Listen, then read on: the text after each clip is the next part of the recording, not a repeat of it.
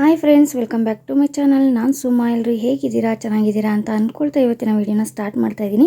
ಇದು Sunday vlog ಆಗಿರುತ್ತೆ. Sunday ತುಂಬಾ ಬ್ಯುಸಿ ಅಂತಲೇ ಹೇಳ್ಬೋದು. ತುಂಬ ಕೆಲಸಗಳು, ಅದು ಅಷ್ಟನ್ನು ವೀಡಿಯೋ ಮಾಡೋದಕ್ಕಾಗಿಲ್ಲ. ಕೆಲವೊಂದು ವೀಡಿಯೋಸ್ನ ಮಾಡ್ಕೊಂಡಿದ್ದೀನಿ, ಅದರಲ್ಲಿ ನಿಮಗೆ ಹೆಲ್ಪ್ ಆಗುವಂಥ ವೀಡಿಯೋಸು. ಅದಕ್ಕಾಗಿ ಪೂರ್ತಿಯಾಗಿ ವೀಡಿಯೋನ ನೋಡಿ. ಇಷ್ಟ ಆದರೆ ಲೈಕ್, ಶೇರ್, ಕಮೆಂಟ್, ಹಾಗೆಯೇ ನನ್ನ ಚಾನಲ್ ಸಬ್ಸ್ಕ್ರೈಬ್ ಮಾಡದೆ ನೋಡ್ತಾ ಇರೋರು ದಯವಿಟ್ಟು ಸಬ್ಸ್ಕ್ರೈಬ್ ಮಾಡ್ಕೊಳ್ಳಿ. ಬನ್ನಿ ಇವತ್ತಿನ ವೀಡಿಯೋನ ಸ್ಟಾರ್ಟ್ ಮಾಡೋಣ. ಇವಾಗ ಬಂದು ಒಂದು ರೆಸಿಪಿನ ಶೇರ್ ಮಾಡ್ತಾಯಿದ್ದೀನಿ. ಅದು ಬಂದು ವಾಂಗಿಬಾತು, ಜವಳಿಕಾಯಿ ವಾಂಗಿಬಾತು ತುಂಬಾ ಟೇಸ್ಟಿಯಾಗಿರುತ್ತೆ. ಇವಾಗ ಏನೇನು ಹಾಕಿದೆ ಅಂತ ನೋಡ್ತಾ ಇದ್ದೀರಾ. ಎಣ್ಣೆ ಹಾಕ್ಕೊಂಡು ಸ್ವಲ್ಪ ಸಾಸಿವೆ, ಜೀರಿಗೆ, ಕಡಲೆಬೇಳೆ, ಉದ್ದಿನಬೇಳೆ ಮತ್ತು ಶೇಂಗಾ ಬೀಜ ಹಾಕ್ಕೊಂಡು ಅದನ್ನು ಹುರ್ಕೊಂಡು ಒಣಮೆಣಸಿನ್ಕಾಯಿ, ಕರಿಬೇವು ಹಾಕಿ ಅದನ್ನು ಫ್ರೈ ಮಾಡಿಕೊಂಡು ಶೇಂಗಾ ಬೀಜ ಎಲ್ಲ ಕ್ರಂಚಿಯಾಗಿ ಸಿಗಬೇಕು. ಆ ರೀತಿಯಾಗಿ ಫ್ರೈ ಮಾಡ್ಕೊಂಡು ನಂತರ ಇದಕ್ಕೆ ಈರುಳ್ಳಿ ಹಾಕೋಂಗಿಲ್ಲ, ಟೊಮೊಟೊ ಹಾಕ್ಕೋಬೇಕು.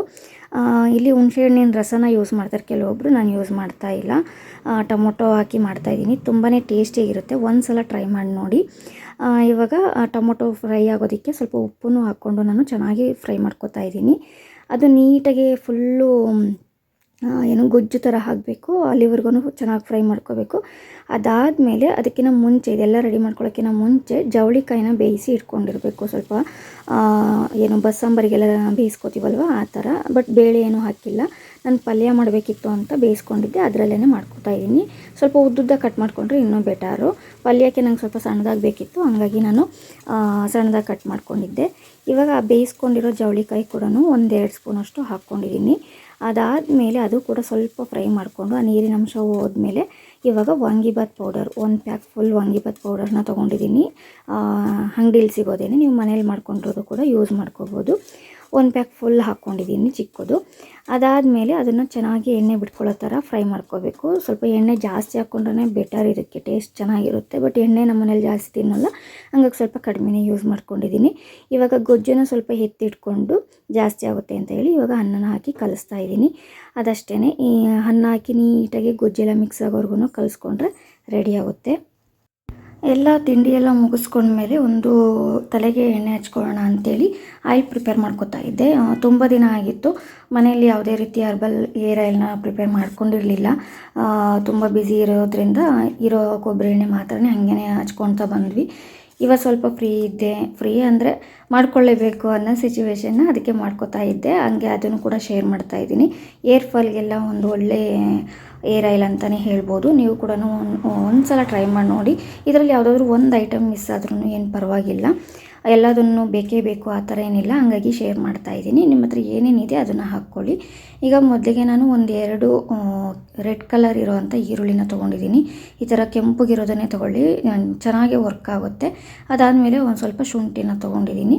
ಅದೆರಡೂ ಕೂಡ ನಾನು ಶುಂಠಿನ ಕ್ಲೀನಾಗಿ ವಾಶ್ ಮಾಡಿ ಆದಮೇಲೆ ತುರ್ಕೊಂಡಿದ್ದೀನಿ ಸಿಪ್ಪೆ ಸಮೇತನೇ. ಮತ್ತು ಈರುಳ್ಳಿ ಕೂಡ ಅಷ್ಟೇ, 3 ಈರುಳ್ಳಿ ತೊಗೊಂಡಿದ್ನಲ್ಲ, ಅದರಲ್ಲಿ 1 ಬಿಟ್ಟಿದ್ದೀನಿ, ನೋಡ್ತಾ ಇದ್ದೀರಾ. 2 ಮಾತ್ರ ತೊಗೊಂಡಿದ್ದೀನಿ, ತುರ್ಕೊಂಡಿದ್ದೀನಿ. ಅದಾದಮೇಲೆ ನಾನು ಕೊಬ್ಬರಿ ಎಣ್ಣೆನ ಒಂದು ಇಷ್ಟೇ ಪ್ರಮಾಣ ಬೇಕು ಅಂತ ಇಲ್ಲ, ಒಂದು ಅಂದಾಜಿನ ಮೇಲೆ ಹಾಕ್ಕೊಂಡಿದ್ದೀನಿ, ಪ್ರಮಾಣ ಹೇಳ್ತಾ ಇಲ್ಲ ಇಲ್ಲಿ. ಒಂದಷ್ಟು ಕೊಬ್ಬರಿ ಎಣ್ಣೆನ ಹಾಕ್ಕೊಂಡು ಇವಾಗ ಸ್ವಲ್ಪ ಬಿಸಿ ಆಗಬೇಕು. ಸ್ವಲ್ಪ ಬಿಸಿ ಆದಮೇಲೆ ಇದನ್ನು ಹಾಕ್ಕೊಂಡು ಸ್ವಲ್ಪ ಕುದಿಯೋದಕ್ಕೆ ಬಿಡಬೇಕು.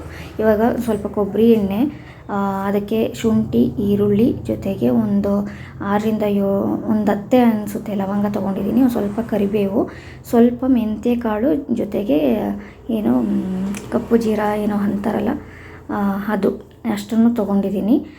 ಕೊಲಂಜಿ ಸೀಡ್ಸ್ ಅದನ್ನು ತೊಗೊಂಡಿದ್ದೀನಿ. ಇದಿಷ್ಟನ್ನು 1 ಸ್ಪೂನ್ ತೊಗೊಂಡಿದ್ದೀನಿ, ಅದೆರಡನ್ನು.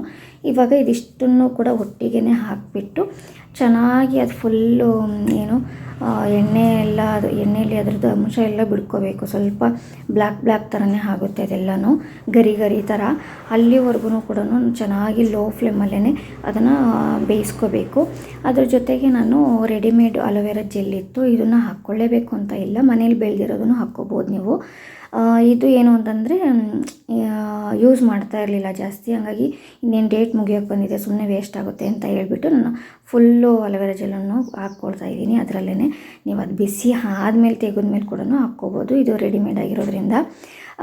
ಇಲ್ಲ ಮನೇಲಿ ಬೆಳೆದಿರೋದಾದರೆ ಇದರಲ್ಲಿ ಹಾಕಿ ಬೇಯಿಸ್ಕೊಂಡ್ರೆ ಇನ್ನೂ ಒಳ್ಳೆ ರಿಸಲ್ಟ್ ಸಿಗುತ್ತೆ.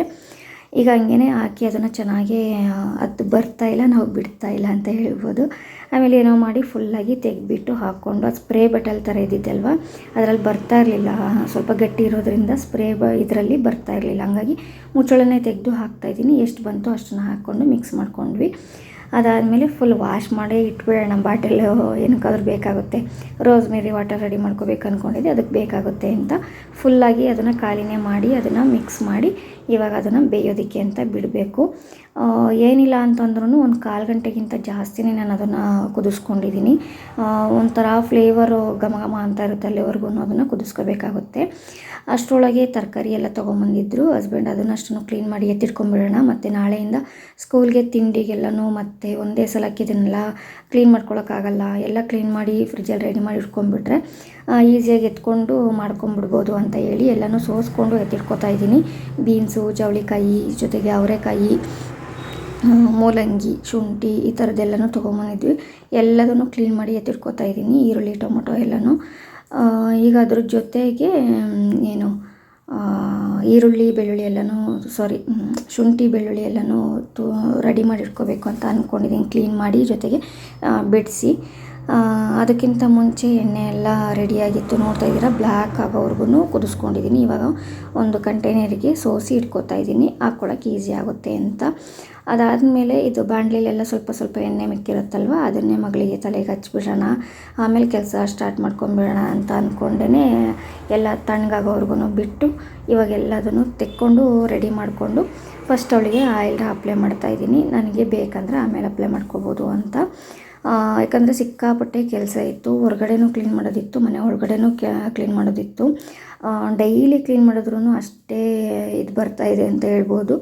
ಹಾಗಾಗ್ಬಿಟ್ಟು ಇನ್ನೇನು ಮಾಡೋಕ್ಕಾಗಲ್ಲ, ಒಂದೊಂದಾಗಿ ಕೆಲಸ ಮುಗಿಸ್ಕೊಂಬಿಡೋಣ ಅಂತ ಮಾಡ್ಕೋತಾ ಇದ್ದೀನಿ. ಅಡುಗೆ ಮನೆ ಕೂಡ ಕ್ಲೀನ್ ಮಾಡಬೇಕು, ಅದಕ್ಕೆ ಯಾವಾಗ ಟೈಮ್ ಸಿಗುತ್ತೋ ಗೊತ್ತಿಲ್ಲ.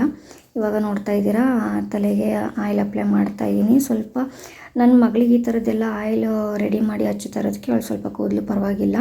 ಆದರೆ ಇತ್ತೀಚೆಗೆ ಸ್ವಲ್ಪ ಏರ್ ಫಾಲ್ ಸ್ಟಾರ್ಟ್ ಆಗಿದೆ. ಮುಂಚೆ ಸ್ವಲ್ಪ ಡ್ಯಾಂಡ್ರಫ್ ಆಗಿತ್ತು, ಇವಾಗ ಡ್ಯಾಂಡ್ರಫ್ ಏನಿಲ್ಲ. ಇದೇ ಥರ ಹರ್ಬಲ್ ಹೇರ್ ಆಯಿಲ್ನ ಟ್ರೈ ಮಾಡೋದ್ರಿಂದನೇ ಅವಳಿಗೆ ಕಡಿಮೆ ಆಗಿದೆ ಅಂತ ಅನ್ಕೋತೀನಿ. ಡ್ಯಾಂಡ್ರಫ್ ಎಲ್ಲ ಕಡಿಮೆ ಆಗಿದೆ. ಸ್ವಲ್ಪ ಏರ್ ಫಾಲ್ ಅಂದರೆ ಡ್ಯಾಮೇಜ್ ಥರ ಆಗುತ್ತಲ್ವ, ಕಟ್ಟಾಗಿ ಬರೋದು, ಆ ಥರ ಆಗ್ತಾಯಿದೆ. ಹಂಗಾಗ್ಬಿಟ್ಟೆ ನಾನು ಈ ಥರ ಎಣ್ಣೆನ ಪ್ರಿಪೇರ್ ಮಾಡಿದ್ದೀನಿ ಈ ಸಲ. ನೋಡಬೇಕು ಇದಕ್ಕೆ ಯಾವ ಥರ ರಿಸಲ್ಟ್ ಬರುತ್ತೆ ಅಂತ. ಇದಕ್ಕೊಂದು ಒಳ್ಳೆ ರಿಸಲ್ಟೇ ಇದೆ ಅಂತ ಹೇಳ್ಬೋದು. ಆದರೆ ಇವಳಿಗೆ ಯಾವ ರೀತಿಯಾಗಿ ಸೆಟ್ ಆಗುತ್ತೆ ಅಂತ ನೋಡಬೇಕಷ್ಟೇ. ಅದಕ್ಕೆ ಅಂತಲೇ ಅಪ್ಲೈ ಮಾಡ್ತಾಯಿದ್ದೀನಿ. ಇವಾಗ ಆಯಿಲೆಲ್ಲ ಅಪ್ಲೈ ಮಾಡಿದ ಮೇಲೆ ಮತ್ತೊಂದಷ್ಟು ಕೆಲಸಗಳಿತ್ತು, ಅದನ್ನು ಕೂಡ ಮಾಡ್ಕೋತಾ ಇದ್ದೀನಿ. ಅಷ್ಟೊತ್ತಿಗೆ ಬಟ್ಟೆಗಳೆಲ್ಲ ವಾಶ್ ಮಾಡಿರೋದು ಹಂಗಂಗೆ ಬಿಟ್ಟಿದ್ದೆ. ಅದಷ್ಟನ್ನು ಹಾಕಿ ಟಿ ವಿ ನೋಡ್ಕೊತ ನಿಮ್ಮ ಮಡ್ಚ್ಕೊ, ನಾನು ಹಿಂದೆ ಇದೆಲ್ಲ ಕ್ಲೀನ್ ಮಾಡಿ ಬರ್ತೀನಿ ಅಂತ ಹೋಗಿದ್ದೆ.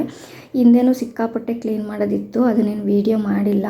ಯಾಕಂದರೆ ಇಲ್ಲಿ ಅವಳು ಬಟ್ಟೆ ಮಾಡಿಸ್ತಾ ಇದ್ಲು. ನನ್ನ ಮಗ ನೋಡ್ತಾ ಇದ್ದೀರಾ, ಅವನಿಗೆ ವೀಡಿಯೋ ಮಾಡೋದಕ್ಕೆ ಕೊಟ್ಟರೆ ನಾನು ಹೇಳೋದೇ ಒಂದು, ಅವನು ವೀಡಿಯೋ ಮಾಡೋದೇ ಇನ್ನೊಂದಾಗಿರುತ್ತೆ. ಹಂಗಾಗಿ ಏನು ವೀಡಿಯೋ ಮಾಡ್ಕೊಳ್ಳಿಲ್ಲ. ಅದಾದಮೇಲೆ ನಾನು ಒಳಗೆ ಬರೋ ಅಷ್ಟೊತ್ತಿಗೆ ಅವಳು ಒಂದಷ್ಟು ಮಡ್ಚಿದ್ಲು, ಇನ್ನೊಂದು ಸ್ವಲ್ಪ ಬಿಟ್ಟಿದ್ಲು. ನಂಗೆ ಸಾಕಾಗೋಯ್ತು ನನಗೆ ಮಡ್ಚಿ ಅಂತ. ಆಮೇಲೆ ಇನ್ನೇನು ಮಾಡೋಕ್ಕಾಗಲ್ಲ ಅಂತ 1-2 ನಾನು ಮಡ್ಚ್ಕೊಂಡು ಎಲ್ಲ ಎತ್ತಿಟ್ಕೊಂಡು, ಅದಾದಮೇಲೆ ಶುಂಠಿ, ಬೆಳ್ಳುಳ್ಳಿ ಎಲ್ಲನೂ ಕ್ಲೀನ್ ಮಾಡ್ಕೊಂಬಿಡೋಣ ಅಂತ ಹೇಳಿ ಶುಂಠಿನ ನೆನೆಸಿಟ್ಬಿಟ್ಟಿದ್ದೆ ನೀರಲ್ಲಿ, ಮಣ್ಣೆಲ್ಲ ಬಿಟ್ಕೊಂಡಿರುತ್ತೆ ಅಂತ. ಹಾಗಾಗ್ಬಿಟ್ಟು ಆ ಶುಂಠಿ ಎಲ್ಲನೂ ಕ್ಲೀನಾಗಿ ಸ್ವಲ್ಪ ಮಣ್ಣೆಲ್ಲ ಹೋಗೋ ಥರ ಉಜ್ಜಿ ಕ್ಲೀನ್ ಮಾಡಿ ಬಿಸಿಲಲ್ಲಿ ಇಟ್ಬಿಟ್ಟು ಇವಾಗ ಬೆಳ್ಳುಳ್ಳಿನ ಬಿಡಿಸ್ಕೊಳ್ಳೋಣ ಅಂತ ಕೂತ್ಕೊಂಡಿದ್ದೆ. ಅರ್ಜೆಂಟಿಗೆ ಬೇಕಾದಾಗ ಹಂಗೆ ತೆಗೆದು ಹಾಕ್ಕೊಬಿಡ್ಬೋದು ಅಂತ ಸಿಪ್ಪೆ ಸುಲಿತಾ ಇದ್ದೀನಿ. ಆವಾಗ ನನ್ನ ಮಗಳು ಹೇಳಿದ್ಲು, ಒಂದು ಗಡ್ಡೆ ತೊಗೋಬೇಕು, ನೀನು ಫಸ್ಟ್ ಸುಲಿತೀಯ ನಾನು ಫಸ್ಟ್ ಸುಲಿತೀನೋ ಅಂತ ಚಾಲೆಂಜ್ ಅಂತ.